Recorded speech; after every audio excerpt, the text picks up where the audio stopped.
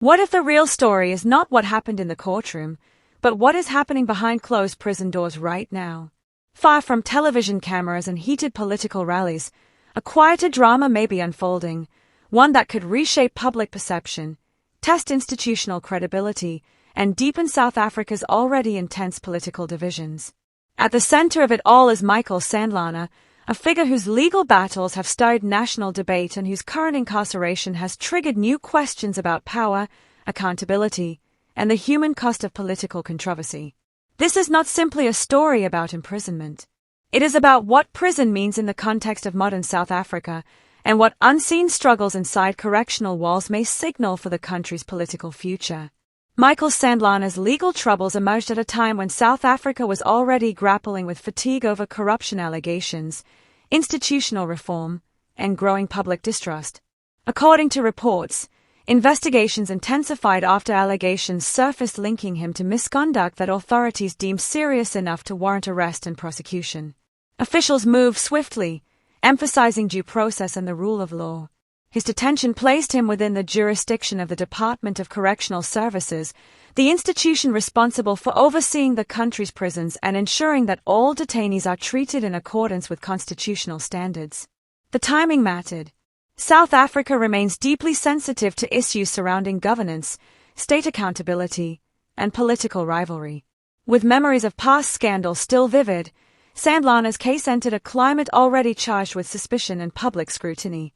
But while the legal proceedings played out publicly, another narrative began to circulate quietly.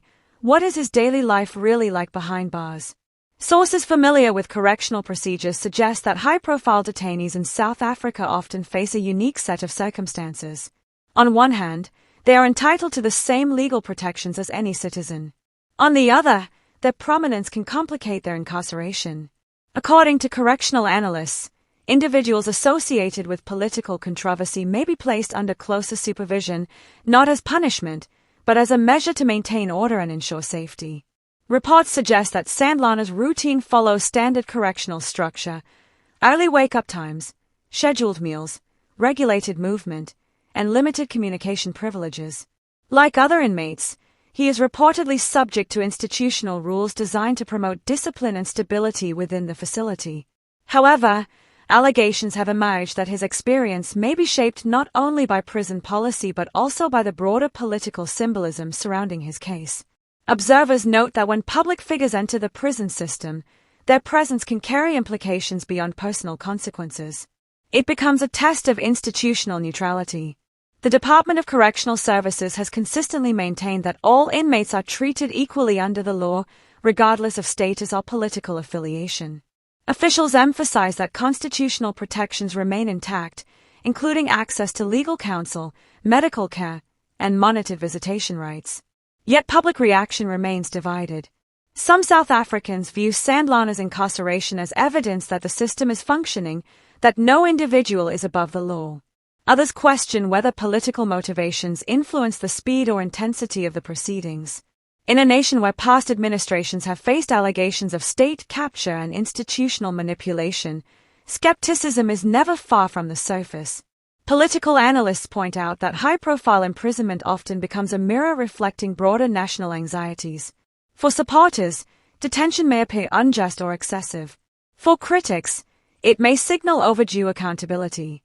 In either case, prison ceases to be merely a location. It becomes a symbol. Inside correctional facilities across the country, conditions have long been a topic of policy debate. Overcrowding, resource constraints, and rehabilitation challenges remain ongoing concerns. While there is no verified evidence suggesting that Sandlana is experiencing conditions outside established standards, experts note that any inmate navigating the South African prison system must adapt to a highly structured and often psychologically demanding environment. Isolation from public life can alter political trajectories. History has shown that incarceration can either diminish influence or amplify it, depending on how narratives evolve. In South Africa's past, imprisonment has sometimes transformed political figures into symbols of resilience. In other cases, it has marked the beginning of political decline. The crucial question is not merely what Sandlana is experiencing, but how those experiences will be interpreted. According to sources, He has reportedly maintained communication with legal representatives and remains engaged in preparing his defense. This suggests that his legal strategy is ongoing and that future court developments could significantly shape both his personal outcome and the national conversation. Institutional responses have been measured. Government officials have avoided inflammatory rhetoric, reiterating respect for judicial independence. The judiciary's role remains central. South Africa's constitutional framework demands that allegations be tested through evidence, not political pressure. The broader political tension, however, cannot be ignored. Opposition voices have used the situation to highlight concerns about governance standards. Allies have urged patience, calling for restraint until legal processes conclude. Social media discourse has amplified both narratives, sometimes intensifying polarization. Behind prison walls, daily life is governed by routine. But outside, perception moves rapidly. Correctional experts note that the psychological dimension of incarceration is often underestimated. Adjusting to loss of autonomy, restricted movement, and constant supervision can be deeply challenging. Even for individuals accustomed to public pressure, confinement presents a different form of strain.